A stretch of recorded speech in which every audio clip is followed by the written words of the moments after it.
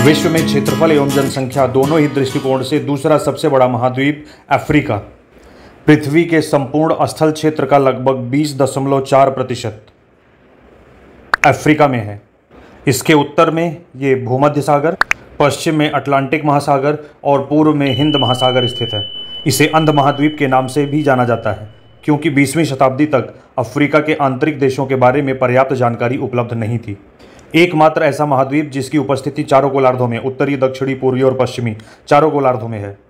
Africa का विभाजन, division of Africa, कैसे अफ्रीका को यूरोपीय शक्तियों ने आपस में बांट लिया, इसी के बारे में चर्चा करने चल रहे हैं। कब, कहाँ पर, कौन कौन से युद्ध हुए यूरोपीय शक्तियों के बीच आपस में, यूरोपीय और अफ्रीकन्स के बीच में, कौन कौन से संकट और सिचुएशन हुए, जो कुछ इंपॉर्टेंट है सिर्फ उन्हीं के बारे में जरा सा हम डिस्कस करेंगे, जिससे आपको माइंड में रहे कि ये किससे रिलेटेड है।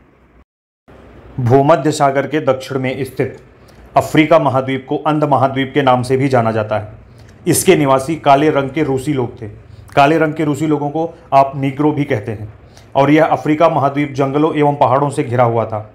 यूरोपीय नाविक यहाँ यूरोप से निकलकर इसके पश्चिमी के तट से होते हुए सुदूर दक्षिण तक निकल जाते थे, किंतु ये यूरोपीय नाविक तटवर्ती क्षेत्रों को छोड़कर कभी भी इस महाद्वीप के अंदर जाने की हिम्मत नहीं कर पाए। बहुत ही कम लोग ऐसे थे जिन्होंने ये साहस जुटाया और इस महाद्वीप के अंदर में जाकर के यहाँ के बारे में जानकारी हासिल की।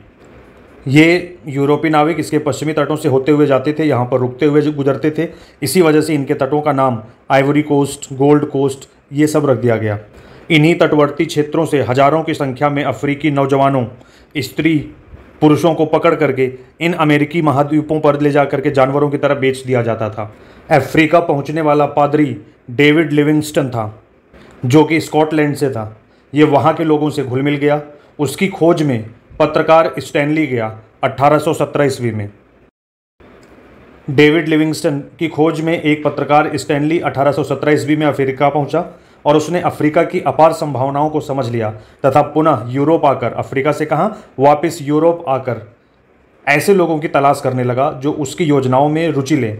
1878 ईस्वी में 1878 बेल्जियम के सम्राट लियोपोल्ड, जो एक व्यवसायी प्रवृत्ति का व्यक्ति था, उसने मध्य अफ्रीका में कॉन्गो नदी के अंचल को विकसित करने का संकल्प लिया। बेल्जियम सम्राट का नाम क्या था? लियोपोल्ड। कब? 1878 ईस्वी में। किसे विकसित करने का संकल्प लिया? मध्य अफ्रीका, मिडिल अफ्रीका में कॉन्गो रिवर बेसिन को डेवलप करने का संकल्प लिया। पत्रकार स्टैनली और सम्राट लियोपोल्ड ने मिलकर के इंटरनेशनल कॉन्गो एसोसिएशन नामक संस्था बनाई, जो कि एक कंपनी थी जिसका संबंध बेल्जियम के लोगों और सरकार से नहीं था।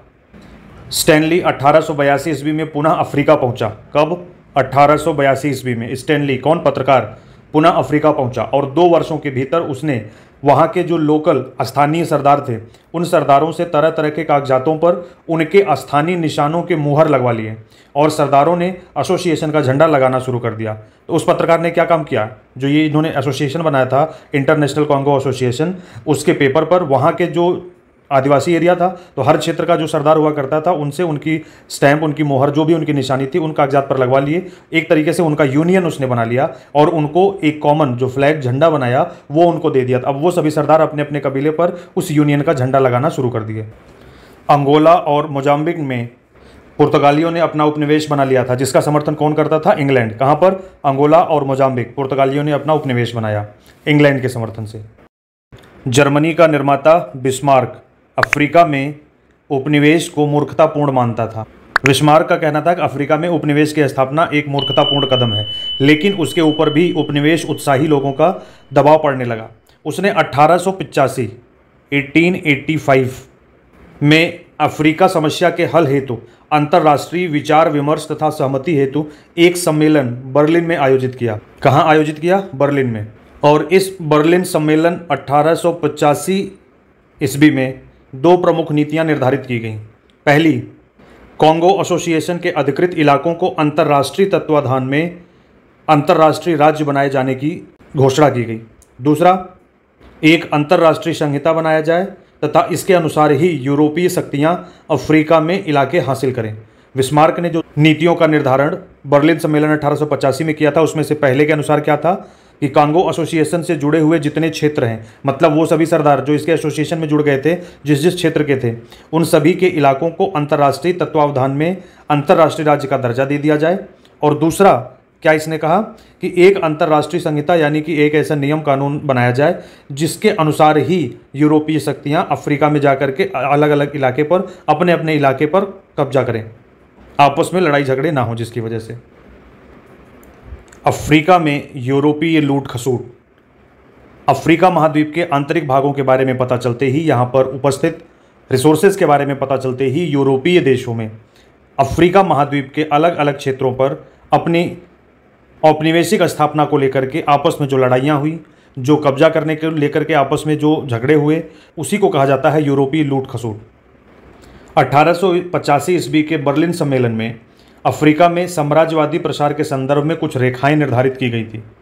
जिस यूरोपीय देश के अधिकार में तटवर्ती क्षेत्र होगा, यानी कि ये कोस्टल रीजन होगा, उसे उस क्षेत्र के भीतरी इलाकों को अधिकृत करने में प्राथमिकता मिलेगी।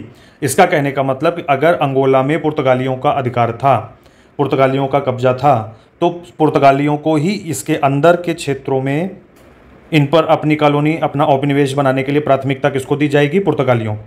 ठीक है, यहाँ पर मान लो अगर स्पेनिश का था, स्पेन के लोगों का था, तो स्पेन के लोगों को ही यहाँ से अंदर जा करके वहाँ पर अपना उपनिवेश बनाने का, उन क्षेत्रों में अपना कब्जा करने का अधिकार दिया जाएगा।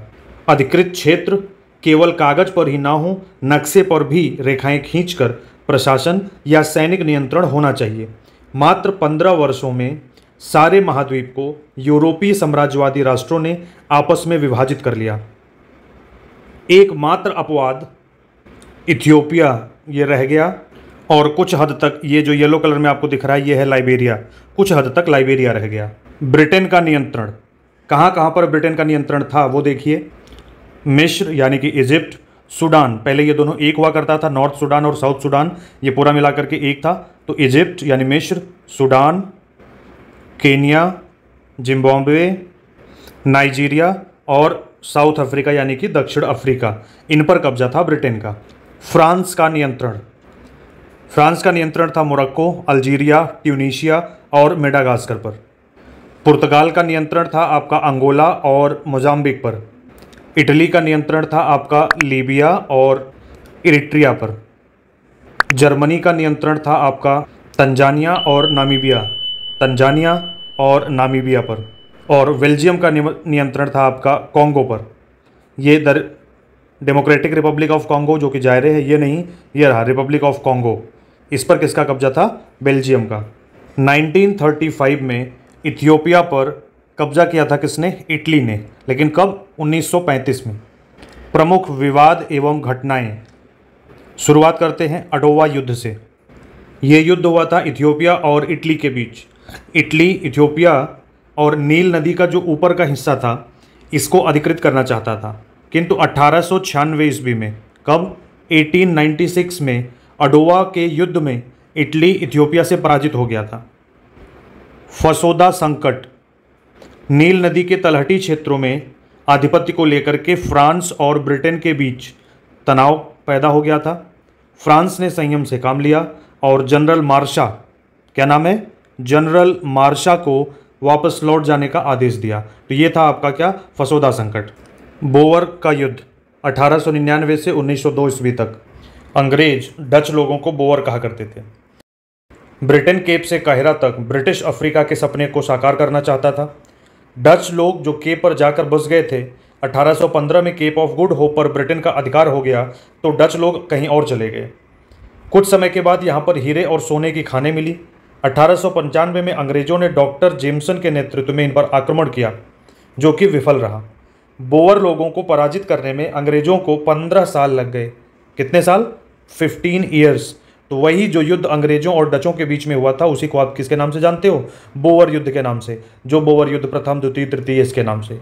तो बोअर कौन थे? बोअर डच थे। अंग्रेज डचों को क्या कहते थे? बोअर। मोरक्को संकट 1905 में मोरक्को को लेकर फ्रांस और जर्मनी आमने सामने की स्थिति में आ गए। 1911 में लीबिया पर इटली ने अधिकार कर लिया। ये था मोरक्को संकट। इस वीडियो में इतना ही, फिर मिलते हैं अगले वीडियो में। तब तक आप देखते रहिए videos by DRS maths and DRS toppers live. Video अगर आपको पसंद आए तो इसे लाइक करिएगा, अपने दोस्तों के साथ शेयर करिए। अपने सभी क्वेश्चन, सभी डाउट्स को आप हमसे कमेंट बॉक्स में पूछ सकते हैं। और अगर चैनल को अभी तक सब्सक्राइब नहीं किया है तो चैनल को सब्सक्राइब कर लीजिए और बेल आइकन को प्रेस कर लीजिए, जिससे हर आने वाले लेटेस्ट वीडियो के अपडेट सबसे पहले आपको मिले। और इसी प्रकार स्वस्थ रहिए, मस्त रहिए और पढ़ाई करने में व्यस्त रहिए। खुद भी सुरक्षित रहिए, घर वालों को सुरक्षित करिए। चलिए मिलते हैं अगले वीडियो में। तब तक प्लेलिस्ट में जाकर मैथ्स एंड ज्योग्राफी के सारे वीडियोस का रिवीजन आप करते रहिए। इस वीडियो को देखने के लिए आपका बहुत बहुत धन्यवाद।